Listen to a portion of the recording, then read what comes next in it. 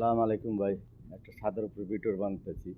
হ্যান থেকে মক্কা দেখা যায়। আমরা আছি আজিজিয়া। আজিজিয়া সুমাইলে, ঠিক আছে? হ্যান থেকে ৬ কিলোমিটার গাড়িতে গেলে লাগে এলো ১২ মিনিট। আইটা গেলে ৪০ মিনিট, ঠিক আছে? ভাই, এই লোট আনলোড বিষয়ে আয়া, ঠিক আছে? দালালের মিষ্টি কথায় আয়া ২,০০০ টাকা বেতন ৩০০ টাকাই দিব। অথচ আজকে ৪-৫ মাস হয়েছে কোনো বেতনই পাই না, কোনো চাকরি পাই না, কিছুই না।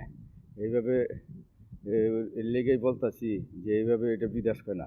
মানুষের কিস্তি লইয়া সুদে লইয়া গরু বেচা জাগা বেচা বিদেশ আহে। আর যদি দালালের ফক্করে পড়ে ১,২০,০০০ যদি ৫,০০,০০০ টাকা ৬,০০,০০০ টাকা দাহি, তাহলে এটা কেমনি কি? এটা এর লেগেই আমি বলতাছি যে নূতন প্রবাসী ভাইয়েরা বিদেশ আনার লেগে ফাল ফেরেন না।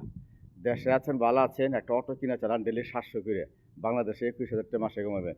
এনে ৪০,০০০ ৫০,০০০ টাকা দালালের রূপে পইরাইয়া দেখবেন যে ৮ মাস ৯ মাস কোনো কাম নাই, আর লোড আনলোড বিষয়ের কোনো কাম নাই, লোড আনলোডের বিষয়ের কোনো কাম নাই।